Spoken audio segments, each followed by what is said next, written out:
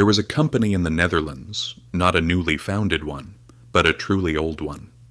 It was 400 years old, and it reached such an enormous value that even if you combined Apple, Microsoft, Amazon, Saudi Aramco, and the rest of today's giants, you still wouldn't get close.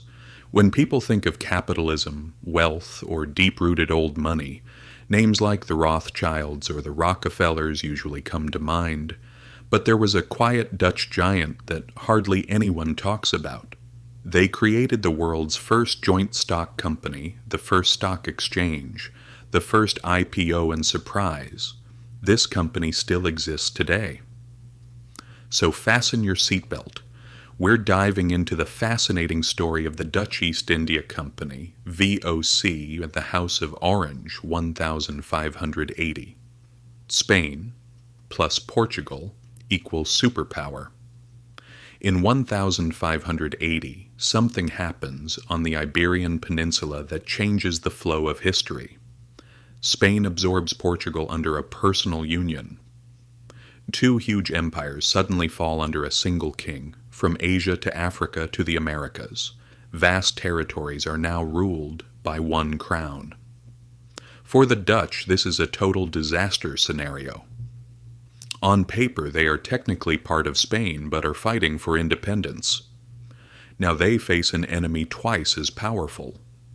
With Portugal tied to Spain, the Spanish Empire becomes nearly unstoppable. The Dutch knew they couldn't deal with this through war alone, so they created a new weapon: money. 1602. VOC takes the stage. 7 private trading companies merge, and the giant known as the VOC is born. It's called the East India Company, because most of its trade happens in the Indonesia-Malaysia region. From the outside, it looks like a merchant company.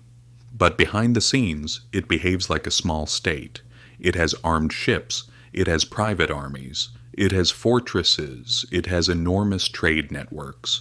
But the most striking part is its shares. For the first time, ordinary Dutch citizens could finance imperial expansion and make profit from it.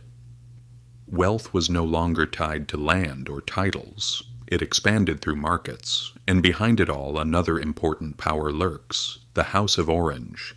The House of Orange. Nobles who gained power not from land, but from capital. The House of Orange was an important family, but they had no kingdom. Under a republican system, their authority was limited. Their nobility alone didn't get them very far. In fact, Spain was trying to wipe them out entirely. They had no land, no strong titles. What was left? Capital. They didn't directly run the VOC, but they supported its financing. They tied their future to the company. This gave them influence in a republic dominated by merchants. Later things became official.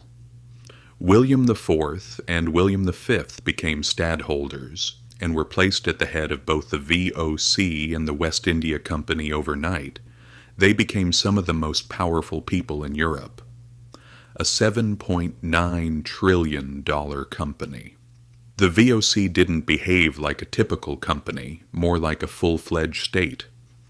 Its market value reached such an extreme level that today it would be worth nearly $7.9 trillion.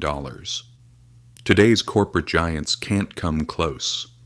Between 1600 and 1700, about 1 million Dutch people sailed to Asia on VOC ships to work.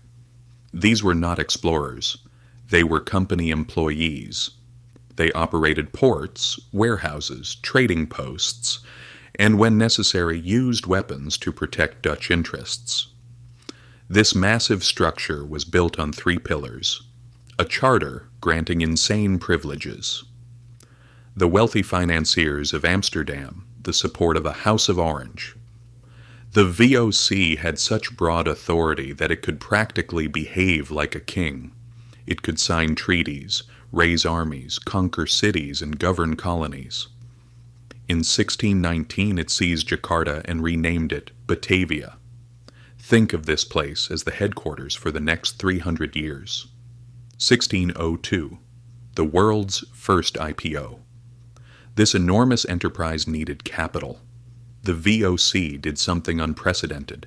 It launched the world's first IPO. For the first time, the public could invest in an international trade venture. This created the world's first stock exchange, Amsterdam Stock Exchange. It also introduced the concept of limited liability. If a ship sank, investors lost only the money they put in.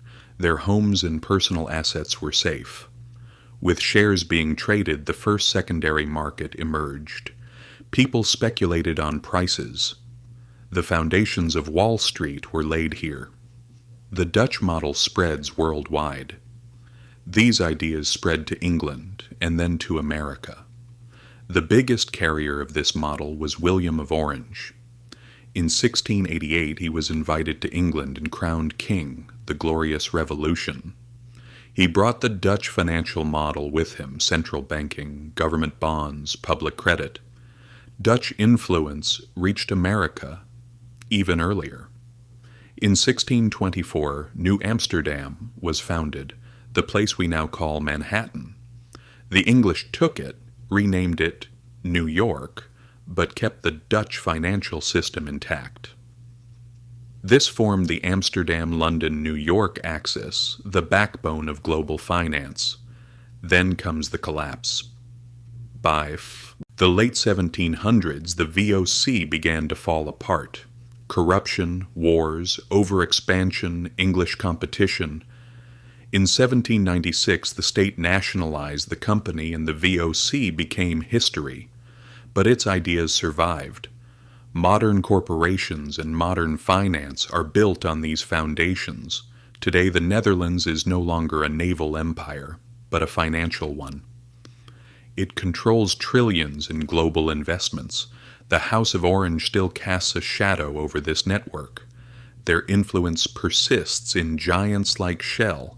In 1907, Royal Dutch and Shell merged to form Royal Dutch Shell. ING and other financial giants also trace their roots to this legacy. What remains, and the dark side. The financial system established by the VOC shaped the modern world, but it also had a brutally dark side: the Banda Islands massacre, the Ambon incident, the Batavia Chinese massacre, forced labor, exploitation, military oppression. In financial history, they were giants, but in human history, their stains are enormous. And this leaves us with one final question. Today, capital holds the power that kings once held. So who runs the markets? If there is no crown, whose head is it on?